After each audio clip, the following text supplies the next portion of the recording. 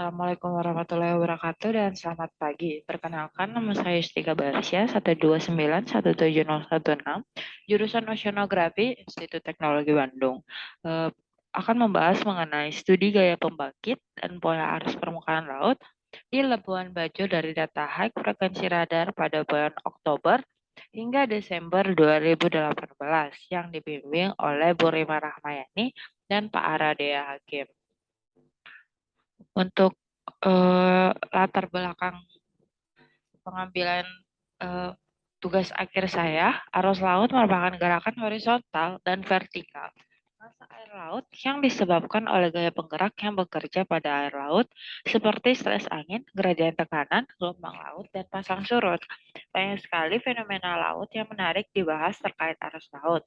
Salah satu perairan Indonesia yang menarik untuk dibahas adalah Labuan Bajo. Labuan Bajo adalah kawasan destinasi wisata yang sangat terkenal oleh wisatawan mancanegara karena merupakan pintu masuk menuju ke Taman Nasional Komodo dan pulau-pulau di sekitarnya. Para wisatawan yang datang kerap menggunakan kapal wisata sebagai transportasi. Namun dalam penggunaannya sering terjadi kecelakaan kapal seperti kecelakaan kapal yang terjadi pada bulan Desember 2018 yang diduga terjadi karena angin kencang yang tiba-tiba terjadi yang disertai dengan arus yang kuat. Nah, dalam hal ini, monitoring arus permukaan secara real-time dapat dilakukan dengan menggunakan data dari High Frequency Radar di Pantai Keranga, Labuan Bajo.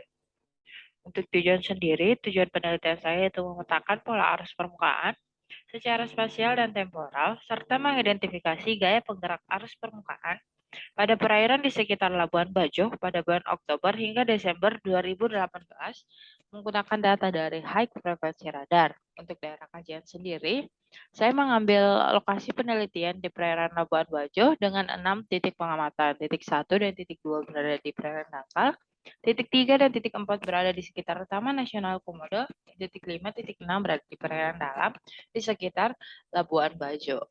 Untuk data sendiri, saya menggunakan 3 data, yaitu data angin, data tinggi muka air laut, dan arus permukaan. Untuk keterangan sendiri dapat dibaca pada tabel berikut. Untuk hasil dan pembahasan, yang pertama yaitu hasil pengolahan time series elevasi muka air laut. Didapatkan bahwa terjadi dua kali spring tide dan 2 kali neap tide dengan didapatkannya bilangan pausal sebesar 0,87 yang menunjukkan tipe pasang surut campuran semi-diurnal.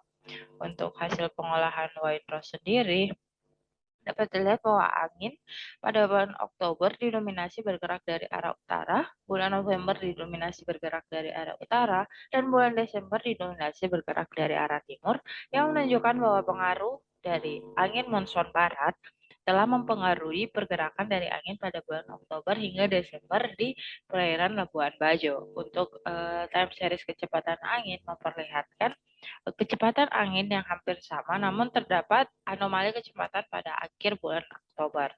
Untuk high pass filter sendiri menunjukkan kondisi perbedaan magnitudo antara arus total, arus pasut, dan arus residu. Didapatkan bahwa arus pasut memiliki magnitudo yang hampir yang lebih besar dibandingkan arus residu pada setiap titik. Namun pada titik 5 dan titik 6 mempunyai arus residu yang lebih besar dibandingkan arus residu pada titik lainnya.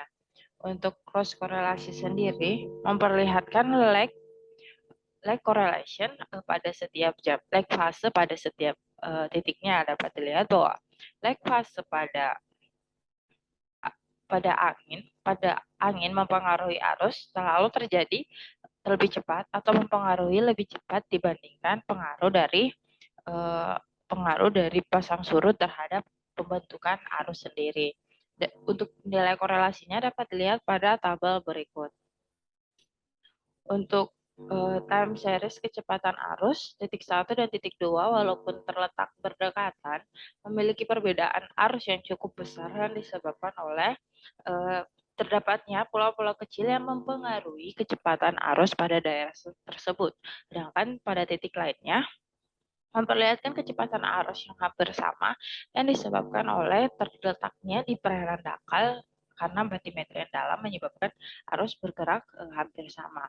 Untuk arah arus sendiri, titik 1 dan titik 2 memperlihatkan pengaruh dari pasang surut, yaitu bergerak ke utara saat pasang dan bergerak ke selatan saat surut. Sedangkan untuk titik 3, titik 4, titik 5, dan titik 6 dipengaruhi oleh angin yang masih didominasi bergerak ke barat dan ke barat laut. Untuk secara spasial, pada perairan dangkal terlihat arus bergerak menyesuaikan pola pasang surut, yaitu bergerak ke daerah Taman Nasional Komodo. Sedangkan untuk pada perairan dalam dipengaruhi oleh angin, yaitu bergerak ke barat laut yang disebabkan oleh pengaruh angin yang kemudian dibelokkan sebesar 45 derajat. Dapat dilihat bahwa pada perairan dangkal arus cenderung bergerak lebih cepat dan tidak teratur yang disebabkan oleh terdapatnya pulau-pulau kecil di daerah tersebut. Sedangkan pada perairan dalam dapat dilihat bahwa arus bergerak lebih sama karena disebabkan oleh batimetri yang dalam. Pada bulan Desember, pada perairan dalam diperlihatkan adanya gerakan yang berotasi yang disebabkan angin monsun barat bertemu dengan angin pasat tenggara yang kemudian membelokkan angin monsun barat sehingga menggerakkan massa air bergerak berotasi. Untuk secara pola spasial arus permukaan saat spring tide dan mid tide dapat dilihat bahwa saat kecepatan arus saat pasang dan surut bernilai lebih kecil dibandingkan saat menuju pasang dan menuju surut, yang menunjukkan pengaruh pasang surut yang bernilai lebih besar pada perairan dangkal dibandingkan di perairan dalam.